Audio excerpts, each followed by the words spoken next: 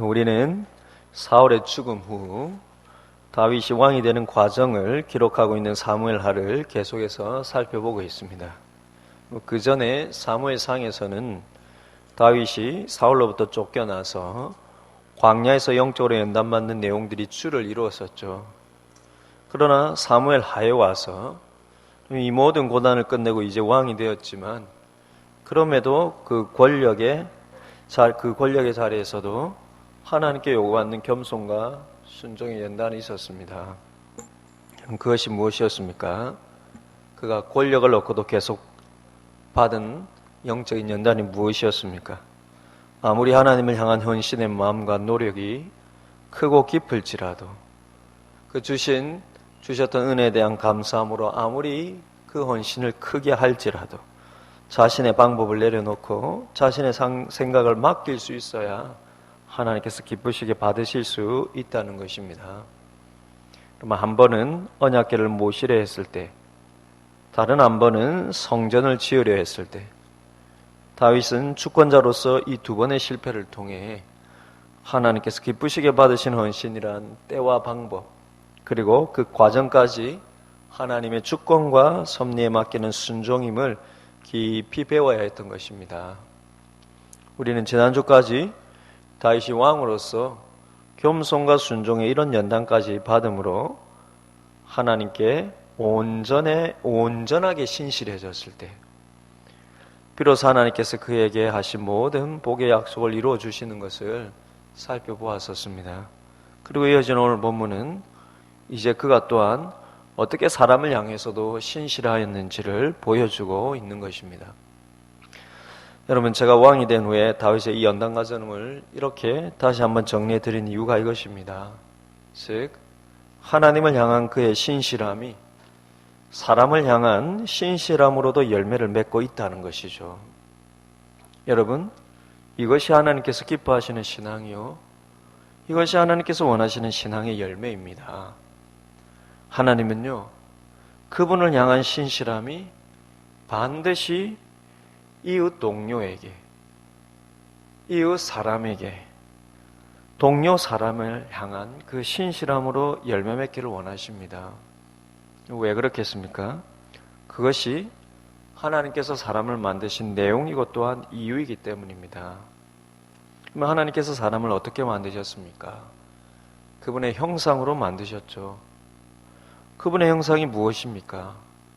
여러분, 그분의 형상의 가장 핵심과 근본이 무엇이냐면 삼위의 하나님이 하나로 연결되어 계시다는 것입니다.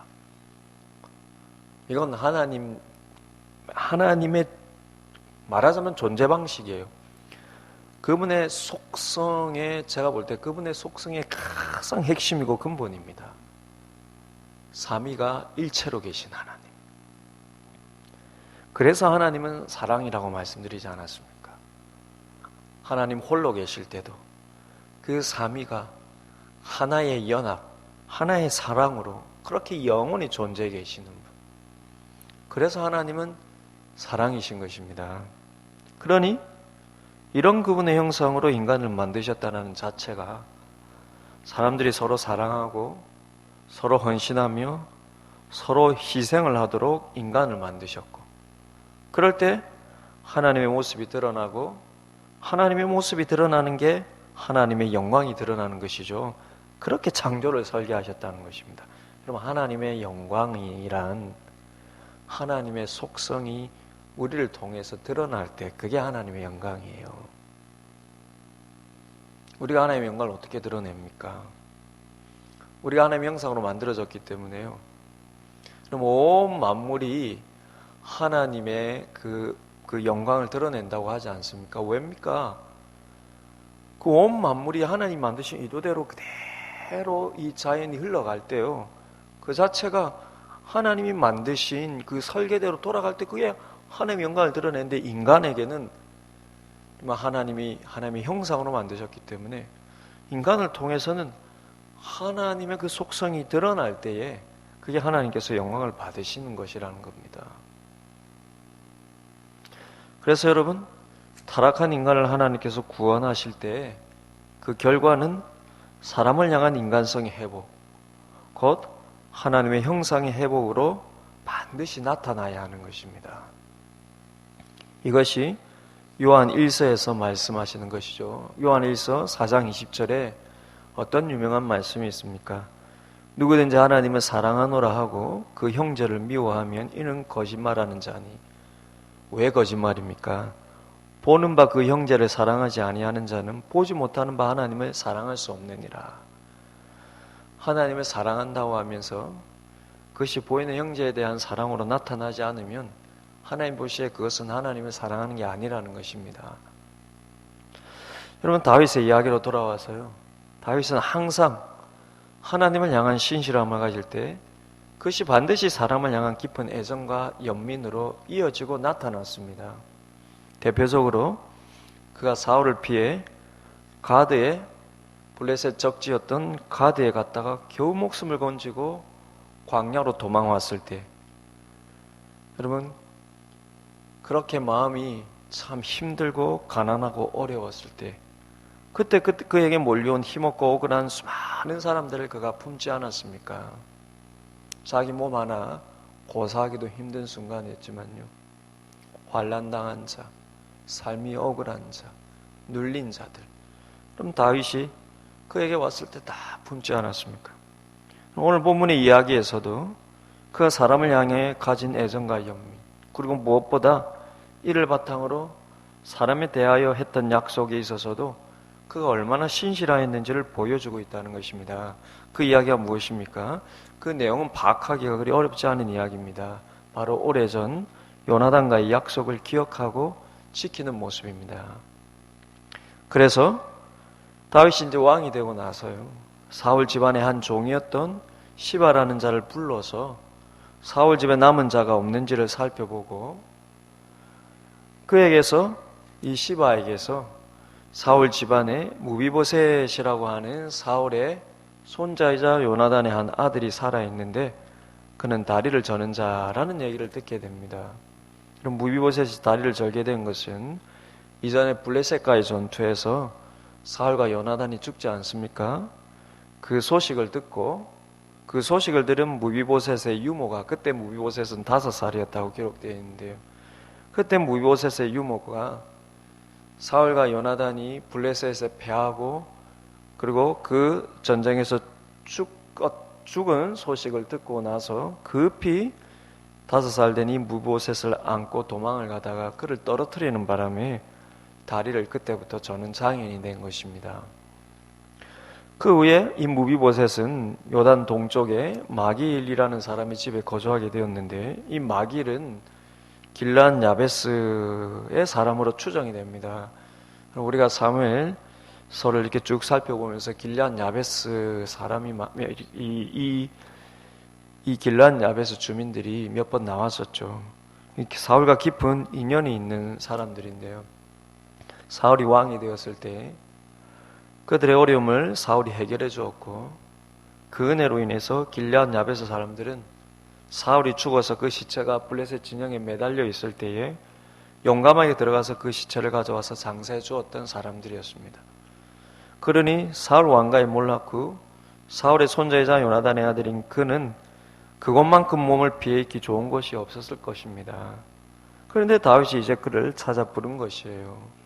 그런데 그에게 사울 왕이 속했던 모든 소유를 회복시켜주고 그 소유를 관리케 했던 사울 왕의 종 시바와 그 집안을 이 무비보셋의 종으로 다 주고요. 그럼 그 왕이, 집안이 몰락당하면 그 모든 재산이 누구에게 가겠습니까? 그 다음 왕에게 가겠죠. 그러니까 이 사울의 종이었던 시바는 그 사울 왕가의 그 집을 이제 다윗을 위해서 관리해주는 사람이 되지 않았겠습니까? 다윗이 그 모든 것들을 이 무비보셋에 다 주고 그 종 시바와 그 가족들까지, 그리고 그 시바의 종들까지 다 이 무비보셋에게 주고요. 더더군다나 이 무비보셋은 왕궁으로 와서 다윗과 같이 식탁에 앉게 되는, 마치 다윗의 한 아들처럼 그렇게 대함을 받았다는 것입니다. 근데 이 모든 게 왜 다윗이 이런 은혜를 베풉니까? 바로 요나단과의 약속을 신실하게 지키기 위해서라는 것입니다. 사람을 향한 그의 긍휼의 성품이 여러분 이 가운데도 여러분 그를 그렇게 핍박과 고난 가운데 여러분 어려운 삶을 살게 했던 그 사울의 집안일지라도 그가 여전히 긍휼을 베풀 뿐만 아니라 더더군다나 그가 요나단과 맺었던 그 언약을 그는 끝까지 잊지 않고 신실하게 지키기 위해서라는 것입니다. 근데 오늘 본문에서 이런 그의 모습을 보여주는 핵심적인 문장과 그 안에서도 핵심적인 한 단어가 나타납니다. 우리가 이걸 조금 중점적으로 살펴보려고 하는데요. 먼저 핵심 문장은요, 오늘 본문에서 3번이나 반복되어 나타나는 문장인데 다윗이 요나단으로 말미암아 요나단의 아들에게 은총을 베푼다라는 문장입니다. 여러분 1절 보시겠습니까? 다윗이 이르되 사울의 집에 아직도 남은 사람이 있느냐? 내가 요나단으로 말미암아 그 사람에게 은총을 베풀리라. 그럼 3절을 또 보십시오. 왕이 이르되 사울의 집에 아직도 남은 사람이 없느냐? 내가 그 사람에게 하나님의 은총을 베풀고자 하노라. 그리고 또다시 7절을 보십시오. 이 똑같은 문장과 그 내용이 또다시 나타납니다. 다윗이 그에게 이르되 무서워하지 말라. 내가 반드시 내 아버지 요나단으로 말미암아 내게 은총을 베풀리라. 다윗이 요나단으로 말미암아 요나단의 아들에게 은총을 베풀겠다는 표현이 계속해서 반복이 됩니다. 다윗이요 사울 왕가의 직계손인 이 요나단의 아들에게 은총을 베풀려 하는 것은 방금도 말씀드린 대로 요나단과의 언약 때문이죠. 다윗이 사울에게 도망쳐 나올 때 요나단과 깊은 우정의 언약을 맺지 않습니까? 요나단이 자신이 물려받을 왕권을 다 내려놓고 파리 목숨과 같은 다윗을 살려주고 숨겨주고 여러분 살려줄 때 그때 서로가 서로를 잊지 않고 서로의 집안을 잊지 않기로 눈물로 언약을 맺지 않습니까? 오랜 세월이 지나고 그러면 요나단의 집안은 사라지고 요나단도 죽어 없어지고 다윗은 그날의 가장 큰 주권자가 되었지만 다윗은 여전히 그 약속을 가슴에 품고 평생을 잊지를 않는 것입니다. 늘 연약한 자들에 대하여서 긍휼과 연민의 마음을 가진 이 다윗이 원수의 집안일지라도 그 집안의 우정을 나눴던 한 친구와의 약속 또한 평생 잊지 않는 신실함을 가지고 있는 것입니다. 그런데 중요한 것은 사람을 향한 그의 이런 신실함이 바로 하나님에 대한 헌신과 그의 신실함으로부터 나오는다는 것이에요. 그게 이 핵심적인 문장 속에 어디에서 특별히 드러나느냐면 은총이라는 단어에서 나타납니다. 여러분 이 은총이라고 번역된 히브리어 단어가요. 여러분 모두 한 번쯤은 들어보았을 단어이고 또한 제가 종종 말씀드렸던 단어입니다. 이 은총이라고 번역된 단어가요. 바로 헤세드라고 하는 단어입니다. 이 헤세드라는 단어가요. 조금 이따 살펴보겠지만 또 혹은총이라는 단어로만 번역되는 게 아니라 인자라는 단어로 번역되기도 하고 인애라는 단어로 번역되기도 아마 했을 텐데 오늘 이 은총이라고 이게 번역되어 있는 여기에 그러면 이 단어가 구약 성경에 그렇게 자주 나오는 헤세드라는 단어입니다. 이 단어가 구약에서 아주 중요한 단어인데요. 바로 하나님이 자기 백성을 향해 베푸시는 언약적인 사랑을 나타낼 때 주로 사용하는 단어가 바로 이 헤세드라는 단어입니다. 하나님이 자기 백성을 향한 그 사랑을 표현할 때 이 헤세드라는 단어를 주로 성경은 구약 성경 쓰고 있다는 거예요. 여러분 언약적이다라는 말은 한마디로 약속을 지키는 이라는 의미죠. 그래서 약속을 지킨다는 의미는 변함이 없다라는 의미입니다. 그런 의미에서 우리는 보통 신실하다라고 표현을 합니다. 신실하다라는 게 그 약속을 잊지 않고 변함없고 끊임없이 그것을 지키는 그것을 신실하다. 그렇게 우리가 표현하지 않습니까? 그래서 여러분 변함이 없는 그런 의미에서 우리가 신실하다 그렇게 번역하는데 그렇게 표현을 하는데요. 그래서 이 헤세드라는 이 단어를 어떤 구절에서는 영어 성경에서 한결같은 사랑 혹은 변함없는 사랑 이렇게 번역하기도 합니다. 한결같고 변함없는 사랑을 이 헤세드라는 한 단어를 그렇게 번역하기도 한다는 거예요. 그럼 하나님이 우리를 향한 사랑의 모습이 그렇다는 것이죠. 그래서 우리가 출애굽기와 민수기에서 하나님에 대해서 자주 들었던 말씀이 곧 여호와는 자비롭고 은혜롭고 노하기를 더디하고 그 다음에 무엇이냐? 인자와 진실이 많은 하나님이라. 그때 여러분 이 인자라는 말이 헤세드이고요. 진실이라는 그 번역된 이 단어가 아멘을 뜻하는 에메트입니다. 헤세드와 에메트의 하나님. 인자와 진실의 하나님. 그럼 다윗의 지금까지의 영적인 삶이 무엇이었습니까? 그를 향한 하나님의 이런 헤세드를 깊이 깨닫고 발견하는 삶이었습니다. 그래서 그 고난의 깊고 오랜 광야를 지날 수 있었고, 그럼 그 긴 터널을 여러분 어떻게 그가 견디며 지낼 수 있었습니까? 하나님의 헤세드를 그가 그 속에서도 잊지 않고 묵상하고 더 깊이 깨닫고 더 깊이 발견했기 때문에 그 오랜 광야를 그렇게 지낼 수 있었습니다. 그리고 왕이 돼서도 그가 교만치 않을 수 있었던 이유도 그를 향한 변함없는 헤세드의 하나님을 그가 늘 잊지 않았기 때문입니다. 그랬더니 그가 어떤 하나님의 사람이 되었다는 것입니까? 바로 그도 역시 하나님처럼 이런 헤세드의 사람이 되었다라는 거예요. 하나님에 대해서뿐만 아니라 사람에 대해서도 약속에 신실하고 그리고 변함이 없는 사람이 되었다는 것입니다. 오늘 본문에서는 누구를 향한 변함없는 그의 헤세드를 보여줍니까? 바로 요나단을 향한 그의 변함없는 신실함을 보여주고 있다는 거예요. 그는 사울 왕가의 사람이요 더군다나 이미 죽어서 사라진 사람이지만 그와 나누었던 우정과 약속을 잊지 않고 그래서 몰락한 그의 집안에 대한 긍휼을 끝까지 지키는 것입니다. 오늘 본문의 핵심 문장이라고 말씀드렸던 3번 반복된 그 문장을 다시 보시면요, 우리말 번역은 내가 요나단으로 말미암아 이렇게 표현되어 있습니다. 그런데 여러분 말미암아라는 단어는 왠지 우리에게 잘 그 느낌을 안 줘요. 요나단으로 말미암아 이게 잘 느낌을 안 줍니다. 근데 이걸 좀 더 온전한 뉘앙스로 표현을 하면은요, 이 지금 히브리어 단어를 좀 온전한 뉘앙스로 표현을 하면 제가 보기에 요나단으로 말미암아보다는 요나단을 위해서라고 하는 게 더 나은 번역인 것 같아요. 지금 다윗이 그렇게 얘기합니다. 내가 요나단을 위해서 지금도 그의 집안을 잊을 수가 없고, 내가 요나단을 위해서 지금도 그의 남은 자녀를 찾을 수밖에 없고, 비록 그는 죽었지만 그럼에도 불구하고 죽은 그 요나단을 위해서 지금도 그의 자녀가 있다면 그에게 약속한 언약적인 사랑을 나는 지키지 않을 수 없다라는 것입니다.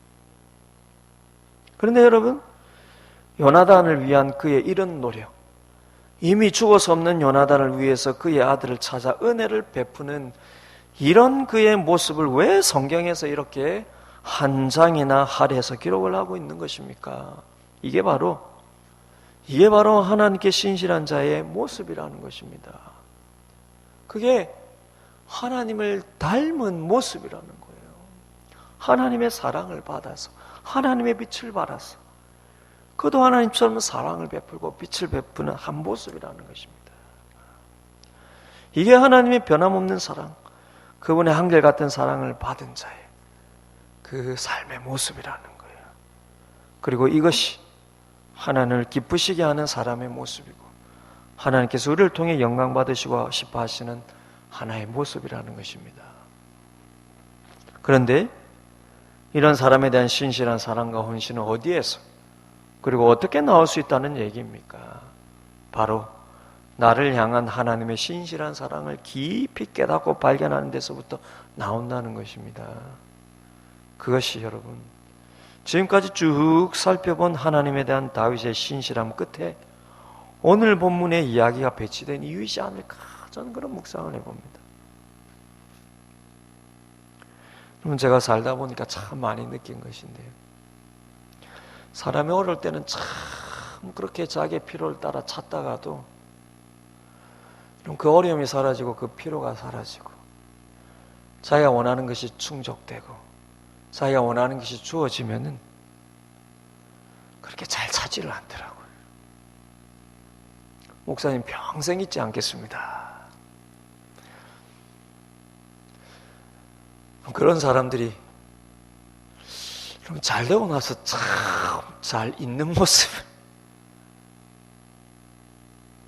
필요하고 어려울 때 그렇게 찾다가도요, 필요가 사라지면은,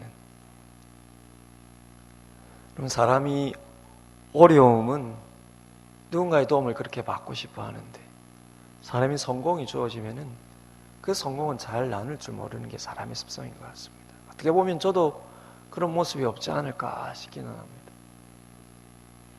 그럼 다윗의 신실함이 어디서 나옵니까? 우리가 저번에도 한번 살펴보았지만, 그가 어려울 때, 그리고 그가 고난받을 때, 사람이 여러분 고난받고 어려울 때 누구든지 신자는 하나님 앞에 매달릴 수밖에 없고요, 누구든지 어려울 때는 그 어려움을 도와줄 수 있는 사람을 찾을 수밖에 없습니다. 그런데 사람의 신실함은 그럴 때 나오는 게 아니에요.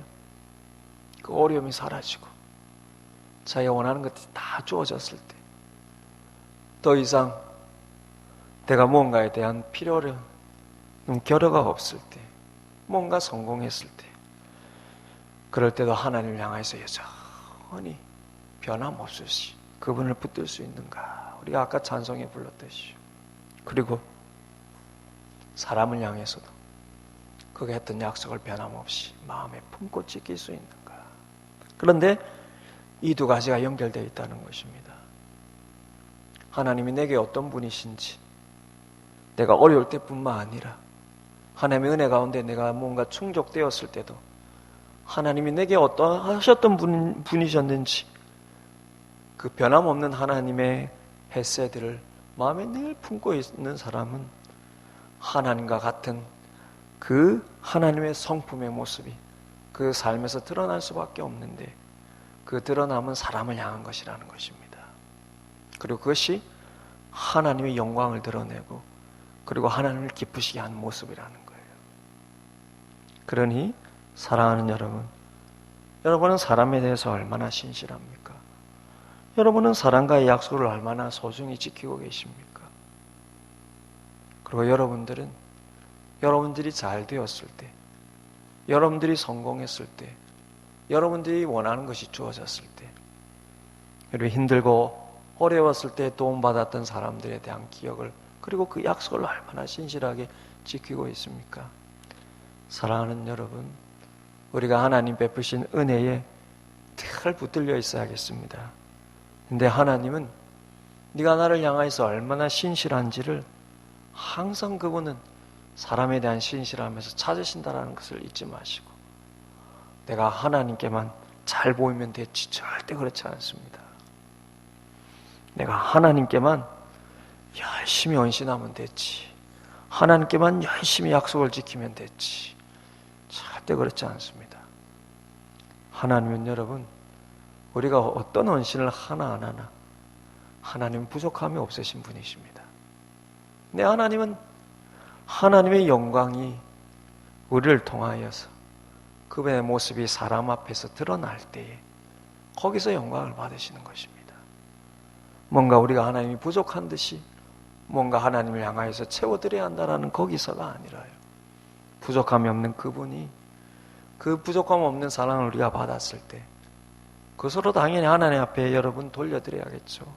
근데 그 돌려드림의 핵심은 네가 나와 닮은 모습으로 얼마나 사람들을 대하는지, 가장 가까이 있는 너희 가족에게, 그리고 또 가까이 있는 너희 영적인 가족에게, 그리고 더 나아가서 너희 이웃에게 얼마나 나와 닮은 모습으로 그렇게 사랑과 긍휼을 베풀고, 그리고 인자 그 신실한 모습으로 그 약속을 신실하게 지키는지, 그것을 살펴보고 계시다라는 것입니다.